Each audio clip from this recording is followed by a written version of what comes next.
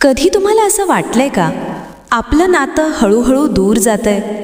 पूर्वीसारखी बोलणं नाही, पूर्वीसारखी जवळीक नाही आणि छोट्या छोट्या गोष्टींवर वाद. पण खरंच नातं संपतंय का, की फक्त समज कमी होत चालली आहे? पुरुष जेव्हा शांत होतो तेव्हा तो अनेकदा आतून विचार करत असतो. त्याला लगेच बोलता येत नाही, त्याला आधी उत्तर हवं असतं.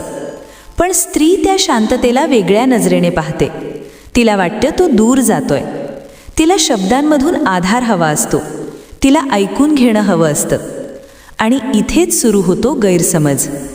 तो म्हणतो, मी सगळं ठीक करतो. ती म्हणते, मला फक्त तू समजून घे. प्रेम दोघांकडे असतं, पण व्यक्त करण्याची पद्धत वेगळी असते.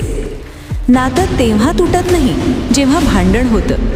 नातं तेव्हा तुटायला लागतं जेव्हा अहंकार संवादापेक्षा मोठा होतो, जेव्हा आपण ऐकणं थांबवतो, जेव्हा आपण समजून घेण्यापेक्षा सिद्ध करण्याचा प्रयत्न करतो. जर नातं टिकवायचं असेल तर एकमेकांना बदलण्यापेक्षा एकमेकांना समजून घेण्याची तयारी ठेवा. कारण शेवटी नातं जिंकायचं नसतं, ते मनापासून जपायचं असतं.